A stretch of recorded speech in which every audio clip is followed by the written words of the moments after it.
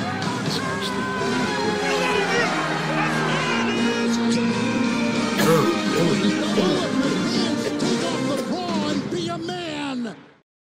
This video is proudly sponsored by SeatGeek.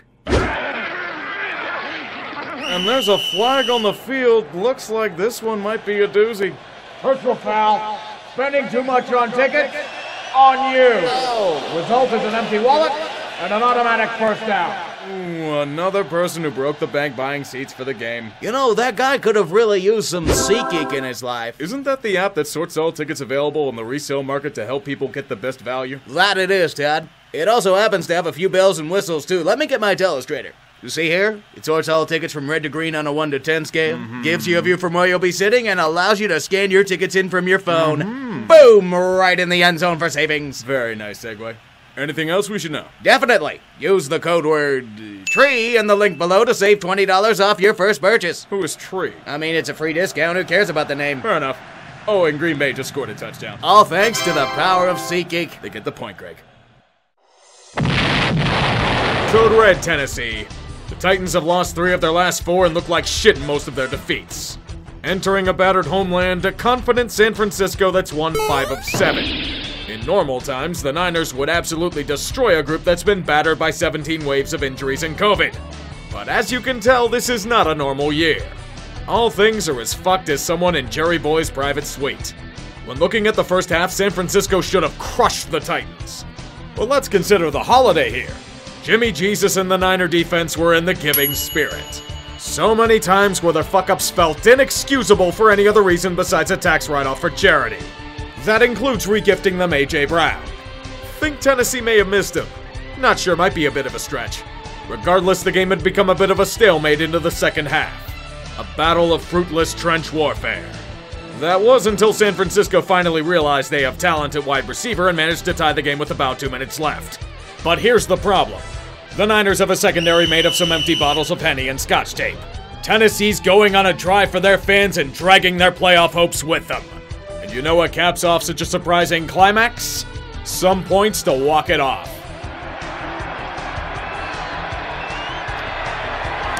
And he's got it! Like most NFL games, by the skin of its teeth. Not gonna lie, the Titans pretty much saved their season with this comeback. 10 wins should be enough to make the playoffs in time to get more reinforcements, but Niners? We need to talk. What the fuck was that? You had them right by the throat and you let it go? I'm pumping your tires and you pull this shit? No wonder why you can't win anything of note. You allowed Jimmy Jesus to betray you for 30 pieces of silver. Overrated Insurance presents Going Home with Baker Mayfield. Baker Mayfield is such a massive fucking liability right now. With how awful he's been playing, he's costing the Browns valuable games by not accepting that he's too injured to play properly. I know everyone loves to see a more marketable Johnny Manziel chuck prayers into double coverage or overthrow wide open receivers on the reg. Every time Cleveland gets a chance to make something happen with the running game? Nope, Baker gift-wrapped more premium points to Green Bay with good field position. Aaron Rodgers isn't going to miss with these golden opportunities, but the Packers feel bad going into the 4th. They aren't worthy of an easy win to further secure the #1 seed, so why not have the defense try to give away the game on their own? The classic re-gifting someone else's gift to the same guy. That's a bold strategy. This game should be a lot closer if not for Baker's last-minute attempts at tax write-offs and Christmas shopping. So, for whatever reason, be it charity or chaos, the Browns are only down by 2 because of an endless charade of self-inflicted wounds. Devontae Adams dropping passes. Hey, there's a first time for everything in the holiday season. So with around 2 minutes left, Cleveland has a chance to nullify all their past mistakes. But with this final gift, the Browns had a do not return clause attached to it.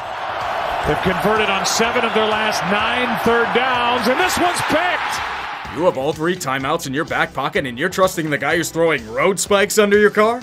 Nick Chubb was killing this defense all game and you killed yourselves with roll right 88 over here. I know the ref ball was awful on that play, but they're not calling that on the Packers unless they're playing Tom Brady, and Cleveland, most importantly, didn't deserve to win. Now let those playoff hopes float down the river. Maybe that's where Baker's talent went too. Weeks ago, I believe the Indianapolis Colts were a team to be skeptical of because they hadn't beaten anyone legitimate. Fast forward to now. I am unsurprisingly eating endless amounts of shit for my previous statement. Against the Arizona Cardinals, they played a convincing game on all three fronts without a significant chunk of their defensive core and offensive line. They were down to bench warmers at left tackle, and Jonathan Taylor still rumbled for big gains. It was a hard-fought battle to the very end, and Indianapolis showed a resolve that's reserved for Super Bowl caliber teams. All they need is for Carson Wentz not to fuck up, and he not only avoided that, but led the team on clutch drives to secure a gritty win to keep pace with the Titans in the AFC South. As for the Cardinals, on 3rd and 7, the ball snapped by Murray. In the end zone, he flips it ahead. all they did was hurt themselves in confusion, consistently robbing their own coffers of a chance to pull ahead. Poor Matt Prater, one of the better kickers of his generation, and he has quite possibly the shittiest game of his career. Might have to do with not having his placeholder for the game, but it still stings. While the Colts are riding high, Arizona's continually stabbing themselves in the taint. This is their 3rd straight loss and 5th in their last 8. And it's once again proving that the Cardinals have no consistency and Cliff Kingsbury-led teams keep falling apart at the end. There's still time to right this ship, but against Dallas next week, it'll be tougher than not.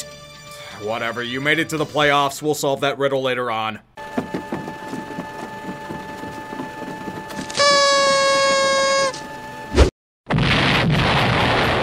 I want you to imagine having the unfortunate circumstance of being born a Giants fan. Think for a moment how miserable of an experience that is right now. You fluke and derp your way into a few Super Bowls, and suddenly the organization thinks that everything it shits turns into gold. We can't do anything against the grain. That's not the Giants way. Yes, because the Giants way is now apparently being obliterated by the Philadelphia Eagles despite a strong first half performance from the defense. Be amazed at that group having to witness a start from Jake from State Farm. You think that having to suffer through Jonathan Vilma as a color commentator is bad enough? He could probably play better at quarterback than what they have now. It was so brutal that Fromm was benched for Mike Glennon, the guy he replaced. Imagine having the foresight to try and improve the team. Not with the G-Men. If they choose to replace their GM/saboteur, ownership wants Joe Judge and Danny Derps to stay put, while probably promoting from within and learning nothing. Teams like the Eagles love it. It's all but a free win and will be for a while to come. John Mara hates taunting, but he's been taunting Giants fans with how he runs things. They are the trash cans he assaults after games.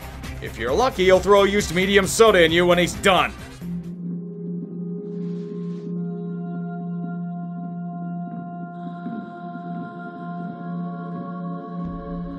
New York Giants eliminated. The Carolina Panthers. I once thought this team was on the right track on their rebuild. Oh, how innocent of a time the 2020 season was for us. We never got to see Matt Rule in his true element.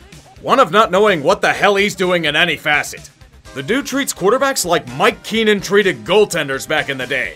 Constantly pulled and rotated without rhyme or reason. Cam Newton's going to be starting today, but Sam Darnold's going to be getting reps. When Cam fucks up, Sam's going in. Except when Cam is sent onto the field for random running plays. Minus the times when Darnold runs them, but Newton's throwing the ball too, and I literally don't know what the fuck's going on.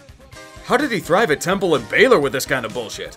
The offense is so fucked that his defense, whatever's left of it, is completely broken. Tampa Bay is taking full advantage of their dysfunction. And by merely existing, they're guided to a win so easy you'd think it was a kid's game. Considering Carolina's difficulty in the basics like offensive play calling and peeing in the toilet, that's not hard to do. This reign has become a disaster quickly. I wonder if the Panthers pull the trigger on firing people this early on.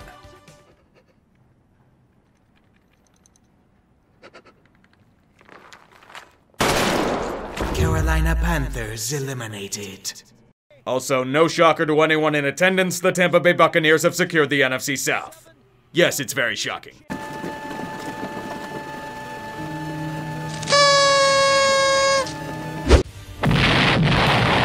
The unofficial handing of the baton. It happened with the Steelers, and guess what, Ravens? It's your turn to do so now. Let's not pretend that you're going to put up any sort of fight. Not only is Lamar out of this game, but Tyler Huntley succumbed to the vices of Corona-chan as well. Therefore, Baltimore's QB in this game is a man you could argue infects more teams than Corona-chan does. Josh Johnson. No offense, but the Ravens' chances of winning in this game are quite marginal. That comment's as groan-worthy as Baltimore's defense was. Cincinnati launched an air raid so relentless it almost felt like they were the Luftwaffe. Joe Burrow commanded his offense to 525 yards passing. Jesus Christ, the Ravens are as bombed out as 1940s London. It was thorough destruction, but nothing matters besides cold reality. Cincinnati, the forgotten red-headed stepchild of the AFC North, is running with the division at full speed. What a horrible scenario to experience. We should have beaten the Bengals harder. May have saved them from thinking they're above their station in life. How did we allow that city to have hope and optimism? Atlanta has been riding on the edge all season. A year of begging to be put out of their misery simply will not end. Their anguish must endure for longer. Look at how enthusiastic Falcons fans are to see this torture for themselves. The team has no expectations whatsoever, but we all want to see the Lions win. The Falcons have had their chances to choke away repeatedly. The NFL desires new heroes who will inevitably fall short. Jared Goff is unfortunately out with COVID, so it'll have to be done with Aaron Rodgers' former water boy Tim Boyle. The kind of games that are usually forgotten have a lot on the line for both teams. Job security, new contracts, and team pride. There's a reason why both teams are still giving everything they've got. It's an audition for next season. With this in mind, both teams are in a tight contest. Atlanta has a slim lead into the second half, but Detroit has always been keen on playing spoiler. A 7-point lead isn't too intimidating, but Atlanta stuffs them at the goal line and must settle for a field goal. But do you know what the Falcons do in these situations? It's a classic as old as time itself. Failure ad infinitum. Atlanta is bowing to their old stereotypes of choking everything away. And all we need to do is watch the final chapter in action. Probably, as you said, end zone shots from the 9-yard line. Reynolds or Amon-Ra St. Brown. And it's intercepted! Oh, come on. Nobody wanted Atlanta to win. Not even Falcons fans. Great, you're still a game behind for the right to have your asses kicked in the wildcard because Tim Boyle forced an awful pass into triple coverage. Who do you think you're playing against, man? Minnesota? Atlanta's not dead, but as I said, the anguish must linger on. There were talks earlier in the week about postponing this match for a few days because of COVID outbreaks on both sides. If it were up to the Chargers, perhaps they should have pushed harder to wait for Tuesday Night Football. When you watch this contest in its entirety, you see why absolutely no one respects San Diego's prodigal son. No matter what kind of talent they may have on their roster, they will somehow blow easily winnable games with alarming regularity. And it's not in the traditional ways of their brethren, but in styles that make your skin crawl. Every loss for them is an NFT. They're all unique and incredibly useless. I know the excuse will be that Corona Chan hurt them, but the Texans were without almost 20 players. This should have been a blowout, but instead the defense is giving up over 30 fucking points to General Mills and his practice squad regiment. When you allow Rex Burkhead to run roughshod on your units, you don't deserve to win. Instead, you get Justin Herbert forcing one of the worst games of his career. Whatever foolish hopes the 10 LA Chargers fans had vanished faster than this pick six to seal the game. This was a win they needed, and they pissed it away like most chances they've gotten. Now they're back in the muck and it might cost them a playoff spot. In Chargerland, this is Thursday. You blow it, man. This next match is far more important than anything else happening this week. A duel of shit to bring the true victor a prize perhaps greater than victory. That's right, my friends.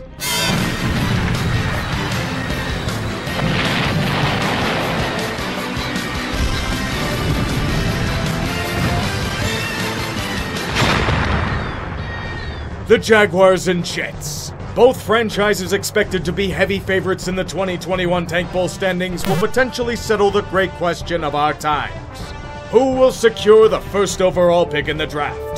The top two prizes of last year's tank-offs are fighting to forge their own legacies, but have struggled immensely for varying reasons. I may worry that both are being ruined, but Zach Wilson flashes the talent that earned him the right to be a top draft pick.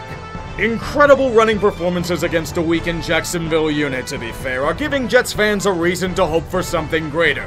So many plays worthy of Tank Bowl that the only way to properly call it is with Sparrow-ditis. Both teams are moving the ball differently. The Jets exposing Jacksonville's weak run defense and special teams, and the Jags picking apart New York's JV secondary.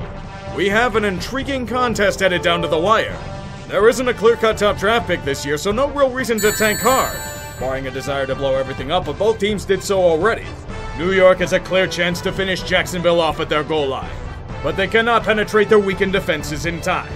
It's still a one-score game. Now we can begin the legend of Trevor Lawrence. He hasn't had an elite comeback drive in the NFL yet, but there's a first time for everything. Look at how Jacksonville charges towards the goal line and see the future for yourself. They're down to the Jets' one, and a win is so close to their grasp. All they have to do is take it. 4th and goal. Here they come. Lawrence to the end zone. Even if they did somehow make it, it would have been an illegal shift and 5-yard penalty. Figures Jacksonville fucks it up in the end, but take comfort. Consecutive Tank Bowl championships are in your grasp. All you have to do is lose to the Patriots and Colts, and the first overall pick is yours. The Vikings.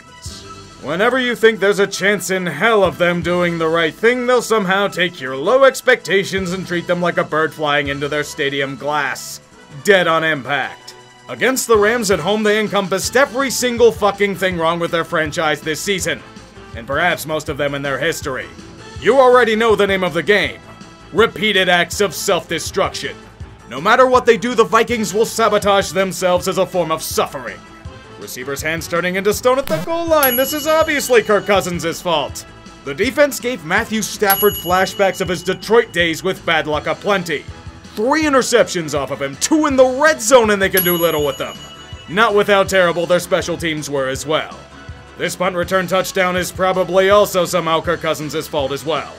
Minnesota, like every other scenario of theirs this season, was handicapped by awful coaching, bad play calling, and shitty execution.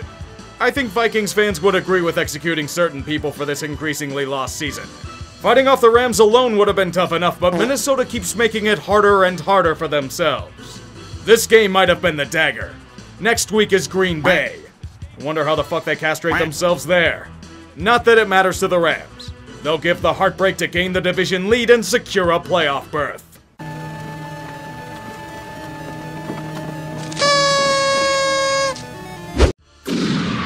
Buffalo headed into New England's hallowed Death Star in a do-or-die situation. It's not as if it's an impossible task, is it? Not with COVID wrecking both sides with relentless haste, but this game is insanely critical for the Bills. And they'll need the efforts they were advertised to have before the year to have any chance of winning.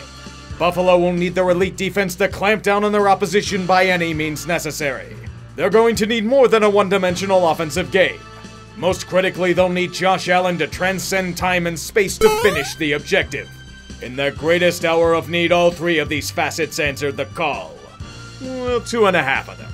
The offense is still solely predicated on Josh Allen, but he had quite possibly the game of his life, without a good chunk of his receiving core. To complement his elite play, the defense would do the rest and shut down a resurgent Patriots squad in their own home. A vital season-changing win is their reward. Not only are their playoff hopes alive, but they also regain the AFC East division lead. And they now hold tiebreaker over New England. They once again control their own destiny. And it's the best-case scenario for a team that struggled in too many spots. The day has been won, but the war is still being fought. For now, though, rest. The Bills have more than earned it. What you're seeing is what happens to the Pittsburgh Steelers when they aren't aided by ref ball, incredible amounts of bullshit, or high-end talent. Fucking slaughter. The Chiefs had won 7 games in a row before this point and showed no signs of slowing down against the frauds in front of them. Kansas City was a machine in all 3 facets of play. An unstoppable offense complementing an elite defense buoyed by strong special teams play. This wasn't just a win for the Chiefs. It was a goddamn clinic. Without Travis Kelce, I might add. Pittsburgh, in a game they needed, simply lied down and died. Their play calling was bonkers. Flea flickers when the running game is running into a brick wall? Halfback sweeps on a 4th and 1 at your own 30? Are we watching the same game, or are the Steelers so arrogant that they think they can pull it off?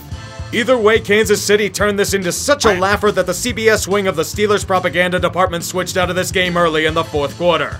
It's well deserved, but no one cares about Pittsburgh. What they do worry about is the revival of the Chiefs. It was looking ugly there for a bit, but they're back into form. This reward has been earned.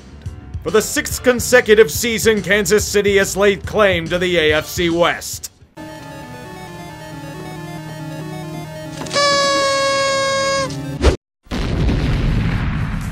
Mile High's Most Wanted, Pat Shurmur and Vic Fangio. Their crimes? Sabotage and vandalism of any semblance of team offense. In another must-win game for Denver, the defense did its part by doing everything in their power to shut down the Raiders. However, what's been their issue all season? I don't even need to say it. When you start Drew Lock and his erratic arm, all the defense has to do is zone in on the run. The Broncos aren't doing shit otherwise. Look, when a team goes 1 for 10 on third down and accrues only 18 yards rushing, you're more than likely going home a loser. Their only touchdown on the day, like most weeks, was because of elite defense. They made the Raiders unit look like they were back in their 70s prime. And it's all but killed off Denver's non-existent playoff hopes. While Fangio and Shurmur might be out of a gig soon, Las Vegas has been given new life. Their year of chaos now has them tied for the 7th wildcard. Not only that, but the almighty coin has been 14-1. All they need is for that next Chargers loss to turn into a win, and prophecy will be fulfilled. I'm not even mad, I just want him to do it. There's nothing like football being played in a winter wonderland. The frozen tundra of Chicago playing host to an irrelevant match with the Seahawks. It's always a good time, but what the hell do you mean it's in Seattle? Some kid's having fun with play game in Madden, isn't he? I can reinforce this belief with the Bears starting quarterback today. 3 beautiful words we haven't said in a while. Big Dick Nick. He has returned from his voluntary exile thanks to several injuries, and he will deliver Chicago an efficient game in this Christmas season.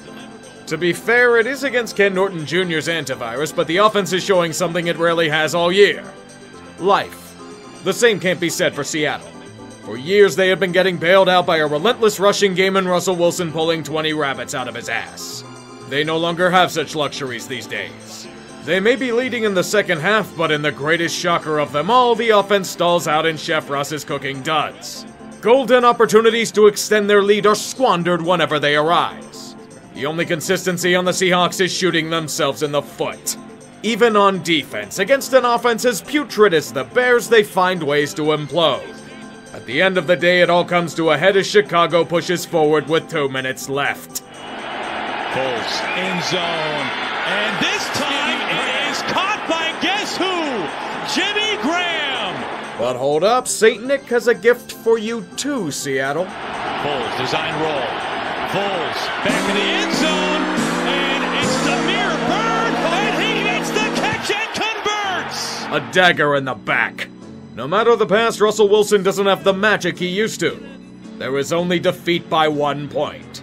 An era of smoke and mirrors might be coming to an end, and the only thing that will remain is a Super Bowl overshadowed by a meme. Don't feel bad, Seattle. No one else will.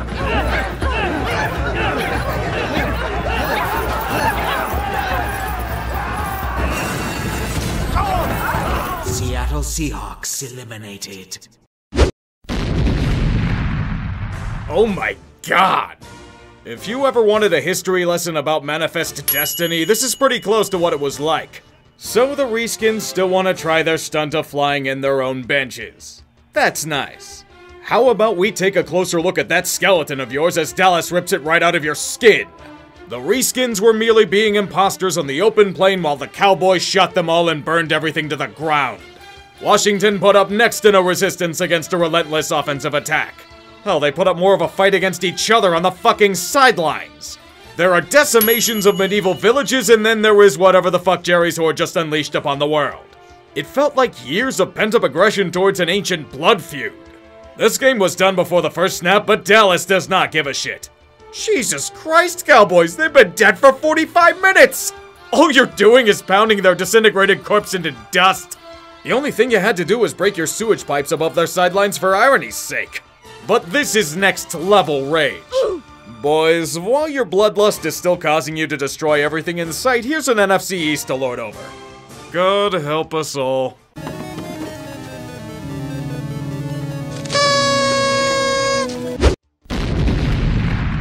Miami may have had a really shitty start to their season, but they've had one of the most Mickey Mouse bounce backs of any team that has ever returned to prominence. It's praising with faint damns. Look at their schedule during their winning streak and find me a legit opponent on it not named the Ravens. New Orleans, despite their contending status, was as much of an opponent as an old local boxer facing prime Mike Tyson. Do you want me to be stunned at how a team with 22 players in COVID protocol can't conjure a competitive spirit? That list including Trevor Siemian and Taysom Hill? They're forced to start rookie and 90s nostalgia Beatty and book it. He wasn't good, but I can't shit on him that hard. The Saints were starting a scout team O-line and receiving core in tandem. Book was sacked 8 times and ran for his life on most of the other plays. Miami didn't look insanely impressive, but against this shitty competition, it's more than good enough. A 7-game losing streak has been countered with a 7-game winning streak. But their next 2 opponents won't be as easy as this. The real bad news is since Bookett didn't win, we will not be getting a free personal pan pizza from Pizza Hut. It's the true tragedy of this outcome. 2 more weeks. That's all we have left of this season, yet there is still much to solve in the playoff standings. This is especially true in the AFC. At least we know of one team that will be moving on in the Chiefs, who hold sole possession of both the number 1 seed in their division. Second is also in sole possession again with the Titans winning on Thursday night.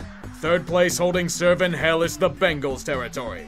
All they have to do is win once and the AFC North is theirs. The final division leader is once again Buffalo after a crucial win against New England. Speaking of the Patriots, they're not even the top wildcard spot. That honor goes to the Colts. At least they have 6th wrapped up for now. For the final wildcard spot, we have another 4-way tie. Right now, goddamn Miami and their 7-game winning streak has revived their season and hold the final spot. The Ravens, Chargers, and Raiders are breathing down their neck, however, looking to strike when they fall. The Steelers suffered a brutal loss in more ways than one to the Chiefs, mainly due to their tie. And at 7-8, Cleveland and Denver are hanging on for dear life. One more loss for any of the final 3 teams and they will be eliminated. The NFC has fortunately gotten much clearer. Green Bay has retained the top spot while Dallas and Tampa Bay have claimed at least one home field game in the playoffs. The Rams, however, have 3rd for the time being, thanks to leapfrogging a sluggish Cardinals squad that's lost 3 in a row. Arizona, despite their skid, is currently in the first wildcard spot with a guaranteed berth. San Francisco, after a rough loss last week, falls to a tie with Philadelphia for the final 2 playoff spots up for grabs. Desperate to survive, Minnesota, Atlanta, New Orleans, and Washington are bringing up the caboose, hoping for somebody to snipe a team above them for survival. If all things align properly, all 7 playoff teams can be finalized by next week. At least we have something gaining closure, but the AFC is still as much a bloodbath as it has been. And there will be much pain to go around these next 2 weeks indeed. As always, let's go over the one rule. Don't get eliminated! This passing is too large to simply glance over in an injury roundup. We lost a giant.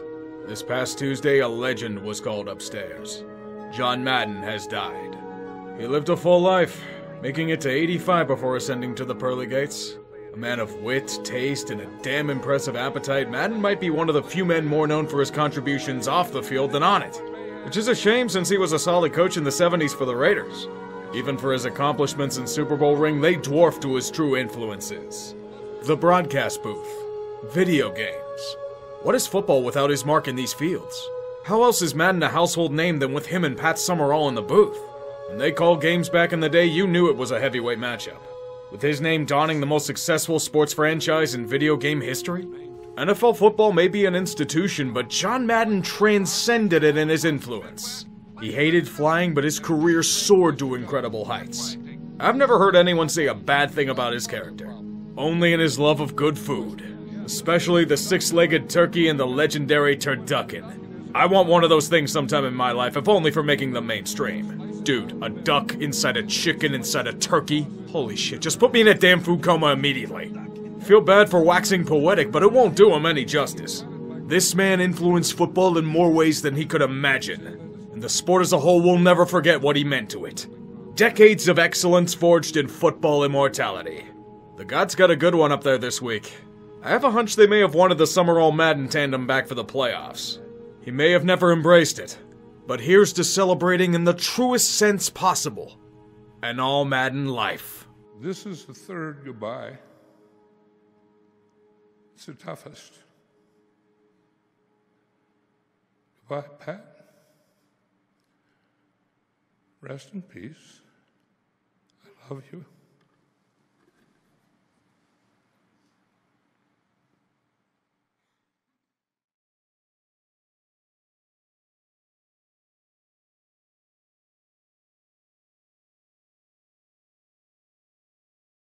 Ladies and gentlemen, we present to you Endless Coughing.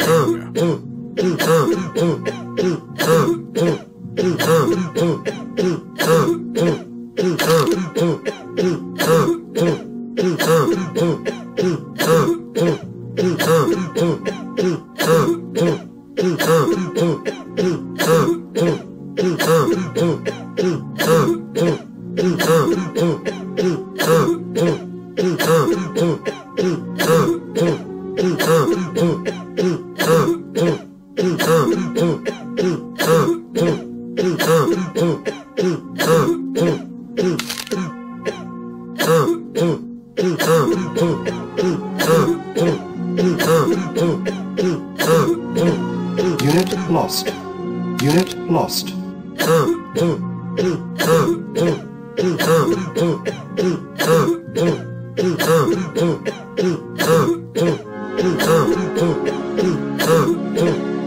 Unit lost. Unit lost.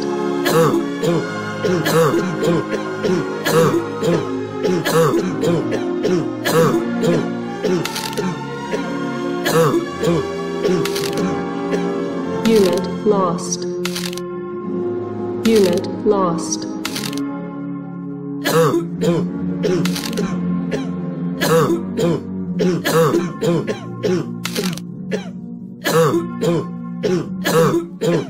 Unit lost. Unit lost.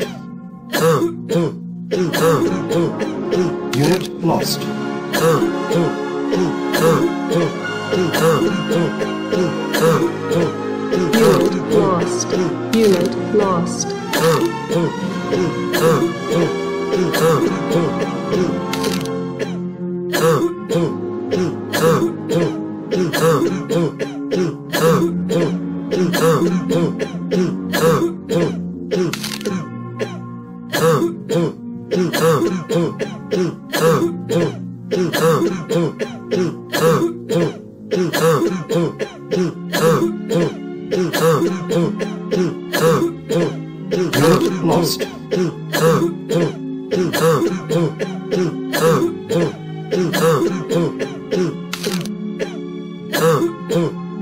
Unit lost.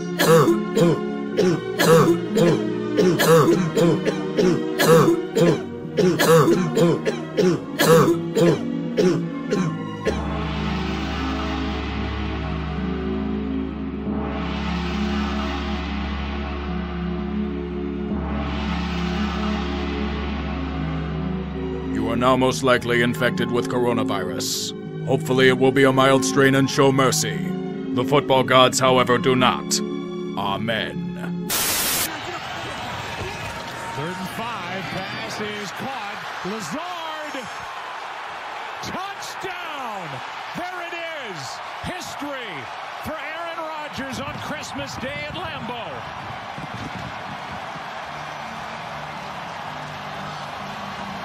Career touchdown pass number 443.